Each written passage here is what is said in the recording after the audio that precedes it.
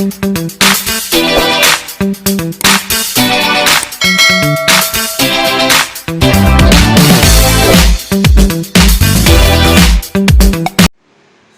warahmatullahi wabarakatuh. Ini kuliah kita yang ke-7 ya. Jadi kalau aturan UTS-nya sudah seminggu lagi kalau UTS ya. Nah, saya kebetulan tidak mengenal UTS. Saya melakukan proyek. Jadi karena itu bagi tugas yang belum dibuat jangan sampai batas UTS-nya. Karena kemarin rencana saya itu kuliah keempat selesai, jadi tidak buru-buru. Tapi ya kehendak Anda ya kuliah depan itu UTS minggu depan. Berarti mau tak mau kalau seandainya UTS Anda tidak siap baca TL, ya percuma aja kuliah. Paham? Nah, kalau teori kita sekarang ini sudah masuk teori yang ke-6. Dan teori yang ke-6 masih bicara tentang membedah garis sastra secara objektif. Ya. Sama dengan artinya yang kita bahas itu pecahan dari kajian struktur. Kemarin kita bicara tentang stilistika, aspek bahasa. Berarti kan objeknya tetap garis sastra.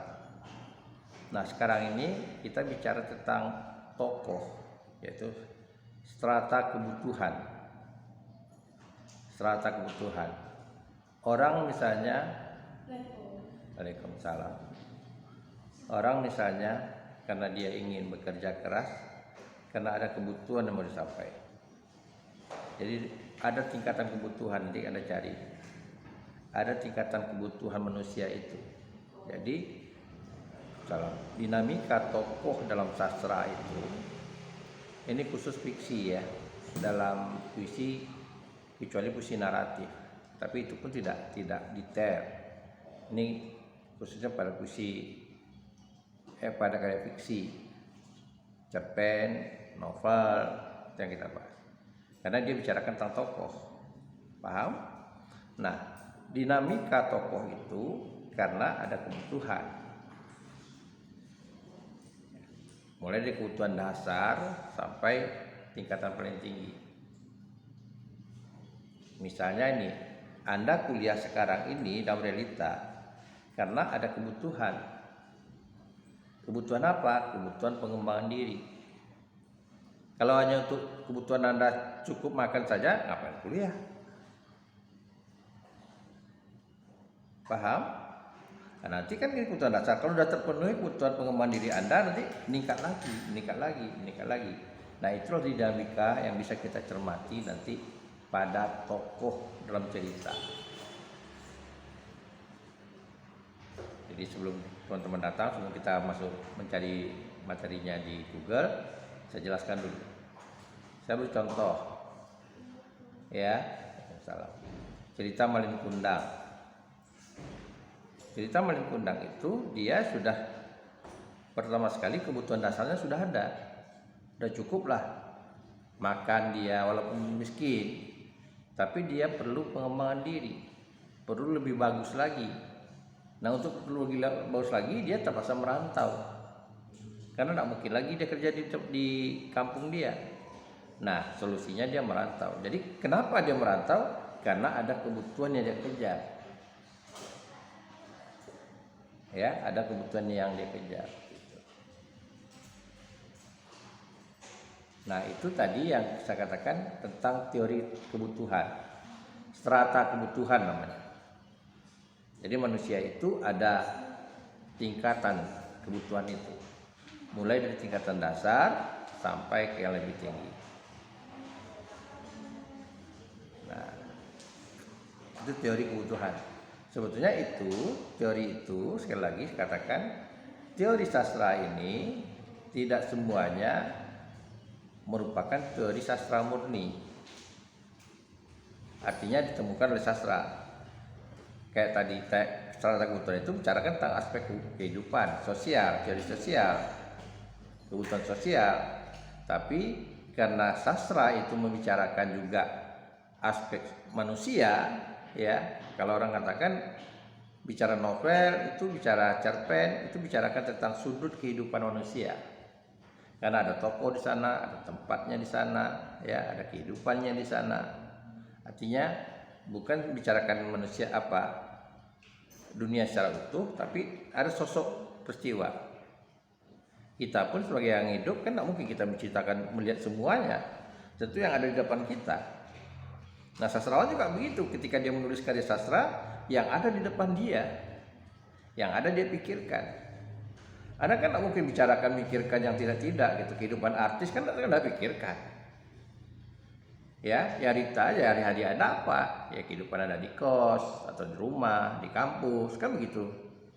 Nah, jadi walaupun demikian, namanya manusia itu dinamis, berubah. Dinamis itu berubah, bukan statis. Statis itu tetap. Manusia itu dinamis. Nah, dinamisnya itu ya termasuk kebutuhan. Termasuk kebutuhan. Misalnya gini. Misalnya, kok dia pacaran? Misalnya, nggak baik pacaran tuh. Kebutuhan dia memerlukan kasih sayang, itu kebutuhan dia. Misalnya, ada orang nggak mau dia pacaran karena dia sudah cukup kebutuhan kasih sayangnya dari orang tua, dari saudara-saudaranya. Apa yang mau dicari? Itu contoh seperti itu. Jadi kasih sayang salah satu contohnya. Oh, dia diantarkan terus mana-mana diantarkan karena dia nyaman. Itu kebutuhan manusia, kenyamanan. Coba kalau Anda di kos hidup tidak nyaman, sebelah orang mencuri, kehilangan, ini sudah kan tidak nyaman lagi. Nah, itu kebutuhan. Dan itu juga dilihat dalam karya sastra yang bisa kita kaji dalam teori namanya teori sastra kebutuhan. Jadi masing-masing tokoh kita lihat apa kebutuhan dia, apa kebutuhannya dia. Itu kita bisa lihat nanti. Misalnya tokoh A kebutuhannya apa, tokoh B kebutuhannya apa. Lalu kenapa dia melakukan ini? Berarti ada tingkatan kebutuhannya yang meningkat. Ya, gitu. Nah, itu teori yang kita bahas sekarang ini karena masih bicara tentang objeknya, yaitu karya sastra, teksnya. Jadi tidak di luar karya sastra, masih bicara tentang teks. Jadi, kalau kemarin kita bicara tentang teori stilistika, sekarang kita bicara tentang strata kebutuhan. Sekarang silahkan Anda lihat, cari teori strata kebutuhan. Nah, strata kebutuhan. Nanti itu ada piramid, ya, ada gambar piramid begitu.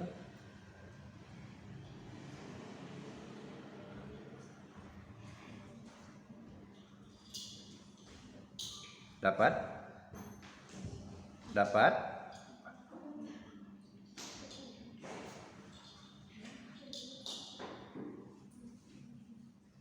Jumpa?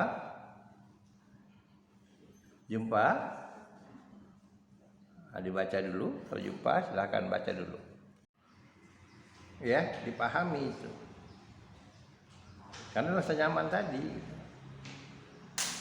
Tapi kalau kita rasa nyaman tuh kita dapat, mau kapan saja kita pergi, kita tidak khawatir.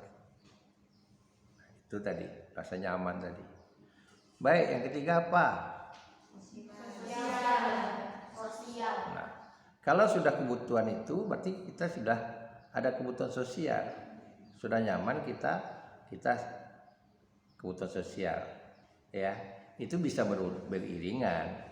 Bisa bukan berarti nyaman saja dulu, baru keamanan dulu, baru sosial. Tidak harus itu. Bisa jadi kita sudah ada kebutuhan pokok kita bersosialisasi. Misalnya kita perlu membantu orang, kan itu sosial, ya, perlu orang seperti itu misalnya. Nah, jadi itu kebutuhan sebetulnya.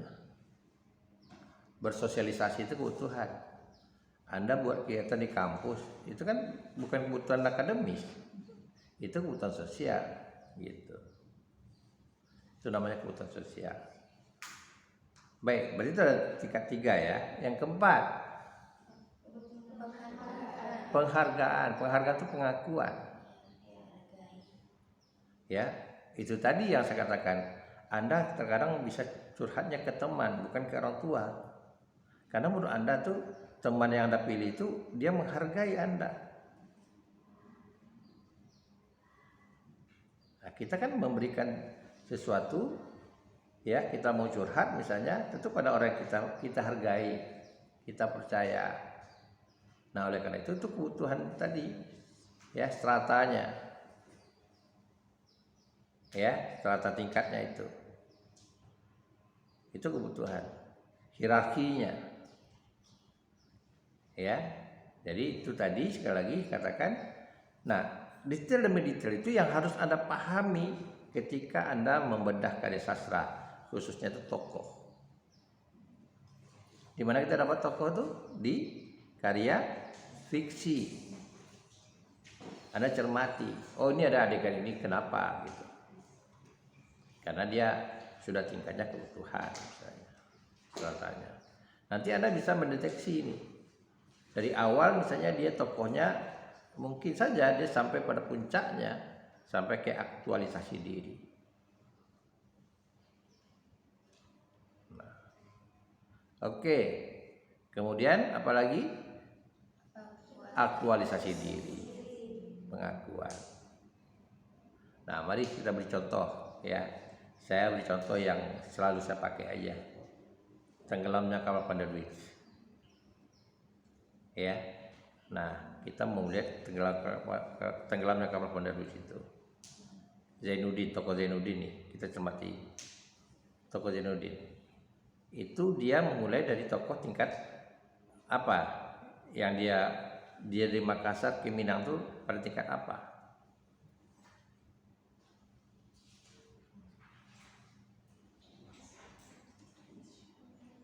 Apa pada tingkat strata apa dia? Coba, hierarkinya di tingkat mana? Dia dari Makassar, ditolak di Makassar, lalu dia pergi ke Minangkabau. Karena kenapa ditolak di Makassar?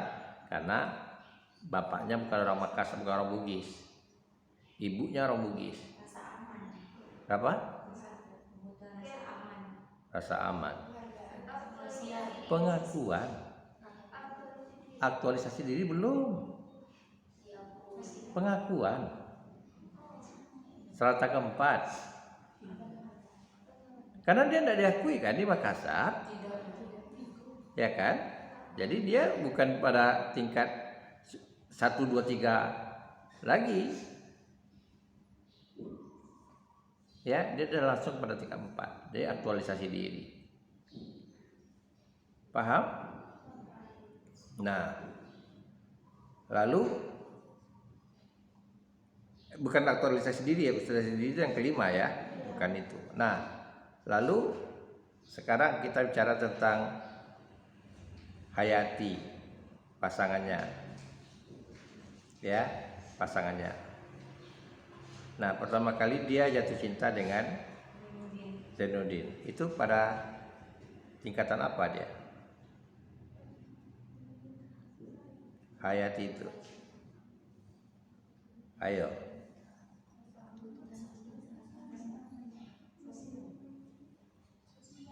Apa? Sosial. Jadi pertama sekali itu kan sosial, karena Zainuddin membantu dia, menemani dia pulang, kan itu sosial. Ya, itu sosial. Nah, kemudian ada lagi, kalau Anda nonton di sinetron, kalau Anda belum baca novelnya, ketika Hayati itu menemui Zainuddin lagi ketika dia dari Bandung, dia menemui Zainuddin, dia ditinggali oleh Aziz. Dia menjumpai Zainuddin. Zainuddin bersikap menyuruh dia pulang. Nah, apa strata yang oleh Zainuddin? Malah dia mencintai Hayati, tapi disuruhnya Hayati itu pulang? Rasa? Zainuddin nih, kita bicara Zainuddin. Apa? Apa? Aktualisasi diri. Itu kan puncaknya. Kenapa aktualisasi diri? Ya karena dia itu merasa kayak dia tuh udah nggak dihargai lagi sama si Iya. Jadi dia merasa bahwa dia punya harga diri, ya. Dia punya harga diri. Gitu. Jadi aktualisasi diri itu jangan lihat omega jabatan, karena tadi saya membicarakan tentang anggota dewan, bukan itu saja. Ya, bukan itu saja. Jadi udah paham itu? Paham? Jadi Anda misalnya ada 5 tokoh dalam cerita. Nah, Anda lihat statusnya masing-masing tokoh itu. Dia pada tingkat mana? Pada adegan mana? Ya. Kalau Hayati tadi benar disuruh pulang itu karena persoalan dia kan itu si Hayatinya itu kan dijodohin sama orang dengan Aziz. Iya. Terus kan dia mau balik lagi sama Zainuddin. Iya. Zainuddinnya nggak mau. Benar. Benar. Nah, sekarang Zainuddin itu menyuruh Hayati pulang lagi ke Batipu. Ya. Kenapa? Seratannya apa? Tingkat seratannya apa? Itu Zainuddinnya, sekarang Hayatinya. Apa? Kebutuhan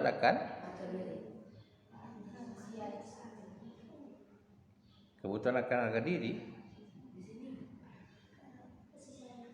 Apa?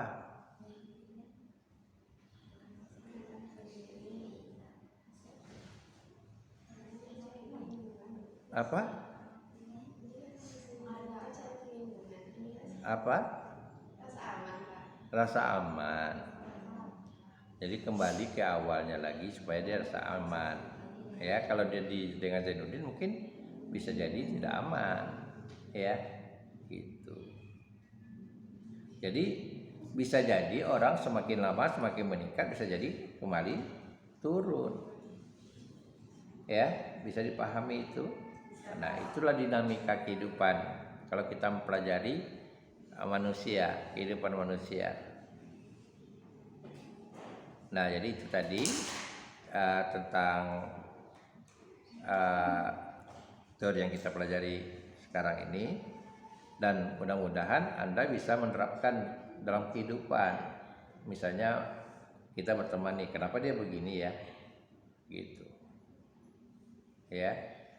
Misalnya kenapa dia suka curhat dengan saya, berarti dia perlu pengakuan gitu, perlu penghargaan gitu. Atau misalnya dia ingin, ada yang mahasiswa, mudah-mudahan tidak di mahasiswa kita, artinya menurut kita tuh secara kemampuan orang tuanya nggak mampu, tapi setiap bulan dia ganti pakaian gitu, beli sepatu, ganti tas yang menurut kita tuh masih layak dipakai, ganti baju gitu. Nah, kenapa dia berlaku seperti itu? Nah, kalau kita sudah tahu, memahami kehidupan orang lain dan kehidupan kita sendiri, nah kita bisa mengambil langkah agar tidak salah langkah. Nah, itulah teori yang kita pelajari pada hari ini. Ada mau bertanya? Ada? Ya, silahkan. Iya. Benar. Abraham Maslow nih. Iya. Iya. Itu penerapannya dari karya sastra yang mana Pak? Misal dari Tadi kan saya katakan yang ini kan fiksi. Karena tokoh itu yang kita tahu unsur intrinsik fiksi. Nah, jadi yang kita baca itu fiksi. Fiksi itu sekarang nih kalau boleh saya katakan kategorinya bisa dibagi atas 3: cerpen, novel dan roman, kemudian yang audiovisual. Audiovisual itu bisa bentuk teater, bisa bentuk film, tapi kebanyakan sekarang kan bentuk film, sinetron, film, ya. Nah, sebetulnya itu tuh kalau kita bisa kembali ke bentuk sastra orality namanya, sastra lisan, ya. Karena sastra itu awalnya berangkat dari sastra lisan, sastra orality. Jadi orang tuh dari cerita dari mulut ke mulut, cerita dongeng kan tidak ada tulis, biasanya itu kan anonim, tapi dari situ asal mulanya. Nanti masuk ketika orang mengenal literasi huruf. Karena itu saya katakan ada daerah-daerah yang dulunya jaya dengan pengetahuan, biasanya dia mengenal huruf, ya. Misalnya kita mengenal namanya aksara Batak misalnya, itu udah duluan orang Batak itu. Aksara Arab Melayu, jadi orang Melayu udah menyebut. Kenapa? Ya karena ada aksara itu mereka mendokumentasikan karya sastra, dan mereka juga menulis dengan ada bentuk sastra tulis, ya. Nah itu gambaran sebetulnya. Jadi kembali ke bentuk sekarang ini, menurut saya tuh film itu salah satu bentuk karya sastra yang orality gitu. Termasuk lagu itu karya sastra, karena dulunya orang melagu itu tidak ada teksnya. Anda lihat orang-orang di kampung, orang tidurkan anak, kan spontan lagunya, ya. Ketika orang mau tidur di anak-anaknya, itu kan spontan. Nah bedanya dengan sekarang, lagu itu sudah diaransemen, ya, sudah ada not-notnya, sehingga orang bisa baca. Orang yang mengetahui pengetahuan lagu itu orang bisa baca. Ini sedikit menyimpang dari perkembangan kita. Ada lagi? Ya.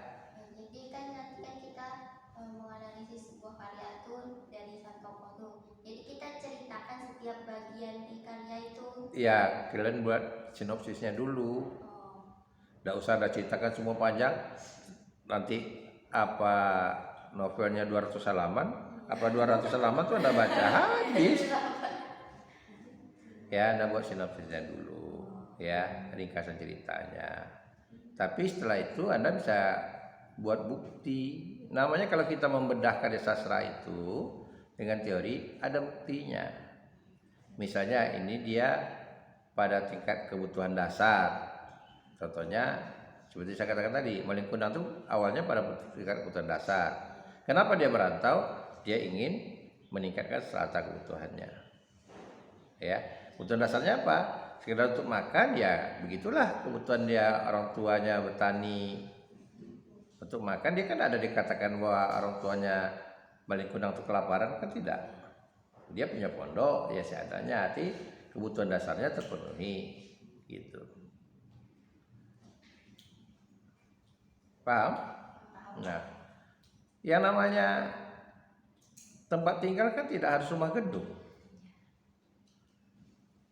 Nyatanya kalau anak pramuka atau anak camping kan tidak harus di gedung. Ada enggak gedungnya di sana? Kan ada, tenda cukup.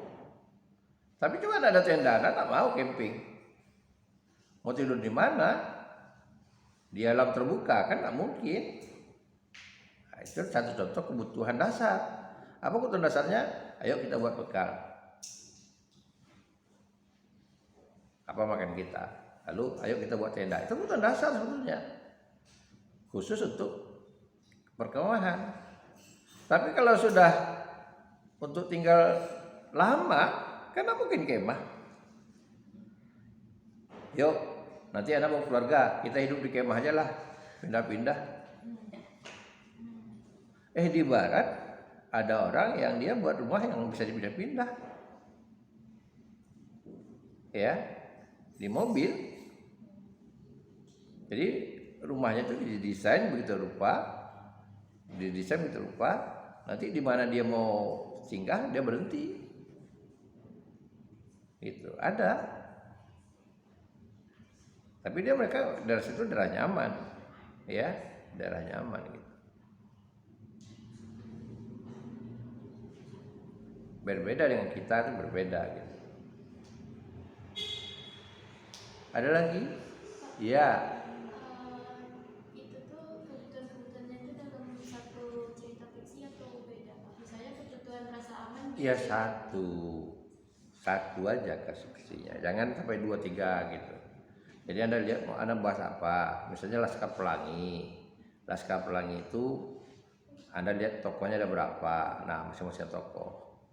Oh ini tokoh ini ada kebutuhannya, kenapa? Anda katakan kebutuhan dasarnya misalnya. Lalu dia melakukan apa sekolah, itu artinya dia sekolah ramai-ramai, itu ada kebutuhan pengembangan dirinya misalnya. Lalu misalnya dia melewati, bahkan dia jumpai buaya juga misalnya dalam film itu kan begitu. Lalu itu kan berkaitan dengan kenyamanan. Tapi relatif ya, saya katakan relatif sesuai dengan kondisinya. Maksud saya itu misalnya keamanan. Ada orang yang merasa nyaman tuh kalau tidak ada penjahat. Tapi coba Anda lihat, istri penjahat tuh rasanya aman enggak? Rasa aman karena penjahatnya suami dia. Kita yang di luar, yang jadi sasaran dia merasa tidak nyaman. Kan begitu. Jadi relatif sudut pandangnya. Paham? Nah, sudut pandangnya. Sama dengan orang begini. Ada orang bicarakan kebutuhan dulu. Tapi ada orang yang ingin merangkap dua. Dia butuh, tapi dia perlu bersosialisasi diri. Ya. Artinya bersosialisasi. Tapi ada kebutuhan dasarnya. Kebutuhan dasarnya apa? Tadi saya katakan sandang, pangan, dan papan. Tapi dia perlu bersosialisasi diri juga misalnya. Langsung. Contohnya, Anda perlu kendaraan ke kampus tuh mereknya atau kendaraannya? Kenyamanan kendaraannya? Kenyamanan. Tapi kenapa ketika beli bicara mereknya?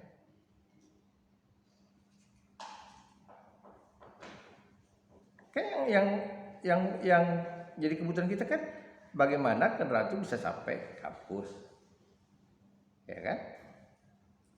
Nah, tapi karena itu beriringan dengan aktualisasi diri, menganggap kita ini orang kaya, kita paksakan membeli kendaraan yang mahal. Nah, saya selalu katakan begini, misalnya sekarang kan sepeda motor itu ada yang harganya puluhan juta. Sepeda motor itu boncengan ada berapa orang? 2. Kalau kadang-kadang harga sepeda motor itu harganya sekitar 40-30 juta, dibeli mobil second, ramai orang kan, nggak kehujanan, ya kan? Nggak kehujanan lagi kita. Nah itu tadi yang saya katakan, terkadang kenapa dia mau beli mahal? Karena dia tadi bukan hanya kebutuhan, lebih dari kebutuhan, gitu. Dia secara tidak langsung dia memaksa diri untuk aktualisasi dirinya, gitu. Paham? Ini kalian dapat beasiswa nggak? Udah ada pengumuman beasiswa belum? Belum dapat lagi ya? Belum ya, oke. Biasanya udah ya. Tapi udah diumumkan. Oh, kayaknya semester ini, bulan ini. Oh. Kalau dulu kalau salah lebih awal. Iya, saya nggak tahu lah. Tapi gini lah, saya mengingatkan aja sebelum kalian dapat beasiswa. Beasiswa itu gunanya untuk bagaimana Anda lancar. Jangan dapat beasiswa nanti dapat duit 6 juta beli HP baru. Sementara besoknya kewalahan. Paham? Kan udah ada orang tua saya bayar SPP. Enggak gitu. Memang diperlukan untuk perkuliahan. Nah itu tadi, salah menggunakannya. Ya, salah menggunakan. Itu yang saya ingatkan pada Anda. Kalau orang-orang cerdik mengingatkan justru bisa jadi modal. Ada mahasiswa kita yang dia dapat pertama kali dia dapat masih ada tuh laundrynya di Jalan Kasah, Sudirman Kasah. Dia beli mesin, jadi anak-anak mampu. Anda bayarkan aja dia masuk ke Undri itu meminjam duit gurunya 2,5 juta, karena PPUD itu kan jaminan ya, harus dijamin gitu, supaya jangan sampai sekolahnya kena sanksi kalau dia tidak daftar. Nah, untuk jaminan itu dia pinjam duit gurunya 2,5 juta. Lalu dia dapat duit itu, sudah dikembalikan duit gurunya, lalu dia dengan modal sedikit dia belikan mesin cuci. Jadi orangnya benar gitu, tidak salah guna. Akhirnya dia sampai kuliah dia berkembang. Kalau waktu dia angkatan 2019 kalau nggak salah, 2019 atau 2018. Omsetnya waktu itu tingkat 3 itu sudah 200 kilo laundrynya satu hari, mempekerjakan 3 orang. Dia nggak kerja, dia kuliah, sekarang udah keluarga. Ini 200 kilo. Anda bayangkan kalau 200 kilo tuh kalau gosok aja sekarang 3.000 kan. Nah 3.000 tuh upah yang menggosok tuh dapat 1.000. Dia 2.000 dia untuk toko dan mesin 1.000, untuk dia bersih 1.000. Berarti dia udah bergaji sambil kuliah 200.000. Sebulan udah berapa? Begitu dia yang tepat guna gitu. Boleh, tidak salah. Tapi kalau ganti HP baru, nengok orang pakai iPhone, kita guna iPhone, itu yang, atau kemana-mana, ayo kita mana-mana traktir kawan, itu yang salah gunanya. Tahu-tahu nanti kita perlu, kita habis gitu. Ada beberapa mahasiswa kita yang beasiswanya salah guna, ada ya. Ada juga yang ini, sayang Pak, masih 6 bulan lagi beasiswa, nanti aja lah tamat. Padahal dia bisa 3,5 tahun loh, bisa 3,5 tahun. Tapi karena saya yang beasiswa, mau habis beasiswa dulu, nyatanya dia tamat 4,5 tahun, bayar SPP sendiri. Sementara orang tidak mampu, gitu. Nah, itu kan salah. Beasiswa itu penunjang, jangan diharapkan sampai terus dihabiskan. Kalau kita bisa 3,5 tahun, ya udahlah 6 bulan tuh rezeki orang. Jangan dipikirkan. Yang penting kita menang dari segi waktu. Ada 6 bulan lagi, gitu. Kan biasanya per 6 bulan ya, dapatnya itu per 6 bulan, biasanya per 6 bulan. Kalau sekarang sekitar 6 jutaan gitu. Per 6 bulan di Rafael, 6 bulan sekali itu dapat gitu. Dia jangan kaget ya, karena dia dihitung oleh pemerintah. Kebutuhan kalian itu sudah dihitung oleh pemerintah. 6 bulan berarti kalau 6 juta berapa 1 bulan itu? Kita berapa? 1 juta. 1 juta kan kos 500 atau 600, uang makan 600, kan pas-pasan ya. Kamu yang uang makan harus pas Senin Kamis. Baik, ada yang bertanya lagi? Ada yang bertanya lagi? Enggak. Jadi itulah kuliah kita hari ini, hanya bicarakan tentang Abraham Maslow tadi. Ada cari lagi referensinya. Yang jadi masalah Anda itu adalah mencari objeknya, ya, mencari objeknya. Ada carilah, boleh. Karena itu saya katakan mau lebih gampang. Itu Anda bisa kritik film kakak-kakak senior Anda. Itu kan film pendek 15 menit, cuma Anda tinggal lihat film itu, Anda cermati, Anda lampirkan, Anda buat sinopsisnya. Yang penting bagi saya itu bukan latihan menggunakan teori itu, supaya nanti ketika Anda mendiskusi di institusi kita aja ada selesai. Kalau dalam bimbingan orang ada tentang teori Abraham Maslow yang ngambil S1, ada 2 kalau nggak salah saya yang bimbingan saya. Dari itu sekali lagi katakan ini kita hanya banyak yang tidak datang 1, 2, 3, 4, 5, 6, 7, 8, 9, 10, 22 orang datang karena mungkin capek kemarin ada kegiatan ya. Oke, itu aja dan kuliah kita sampai di sini. Assalamualaikum warahmatullahi wabarakatuh.